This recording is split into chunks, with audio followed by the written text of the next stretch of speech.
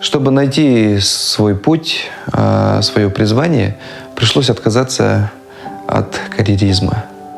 Я в какой-то момент понял, что карьера – это навязанная вещь. То есть я никогда не грезил, я хочу там занимать должность, расти по карьерной лестнице, ходить по головам, быть циничным и так далее.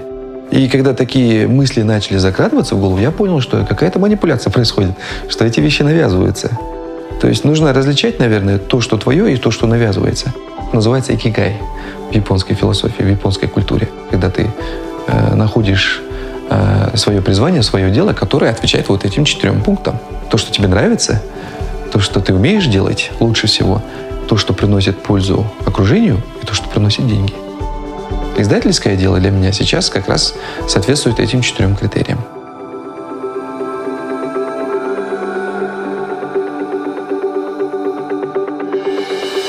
Я свою миссию в издательском деле вижу так. Дать казахстанской аудитории 1000 новых современных книг. По сути, местного разлива. Мы маленькое издательство с большими амбициями. Мы сейчас на стадии, когда делаем первые шаги. Книга – это та вещь, тот продукт, который ты хочешь держать в руках, щупать, осязать, вдыхать запах типографской краски. И когда работают больше органов чувств, ты лучше, наверное, воспринимаешь материал. Я считаю, что человек, который откроет хотя бы один раз книгу, хотя бы один раз дочитает ее до конца, он уже никогда не будет воровать автозеркала. Я в этом просто убежден. Ну, собственно, все началось с этой книги. Она зажгла, наверное, страсть к чтению среди нашей молодежи.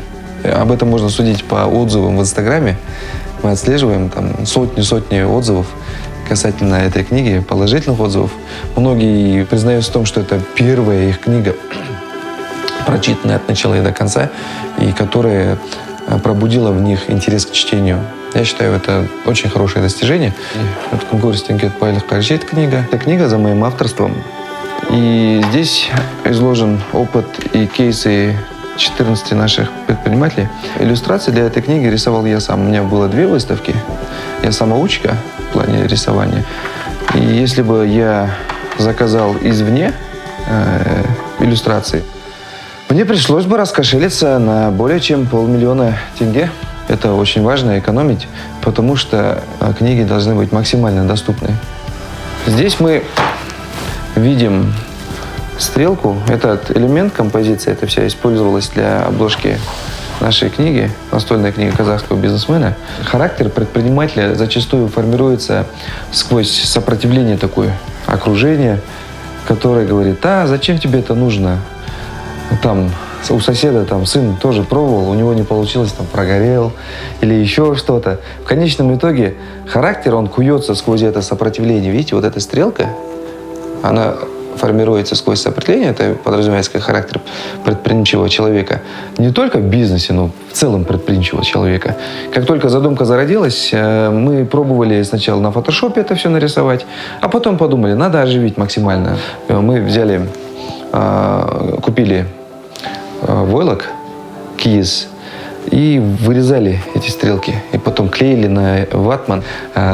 Мой друг Данияр, он один из лучших фотографов, он фотографировал это все, и мы использовали фотографию, собственно, на обложке книги. Когда я за своим авторством получил первую книгу, это было супер. Когда мы вообще получаем из типографии вот свеженапечатанную книгу, любую, это, знаете, это гора с плеч. Потому что ты видишь красивый продукт, но за этим продуктом это месяцы иногда бывает неустанной работы, бессонных ночей, нервов, поисков. И ты видишь, что все это не прошло даром, все это было не напрасно. И вот ты, наконец, получил продукт, который принесет радость и знания читателям. Это супер. Издательский бизнес с легким назвать однозначно нельзя.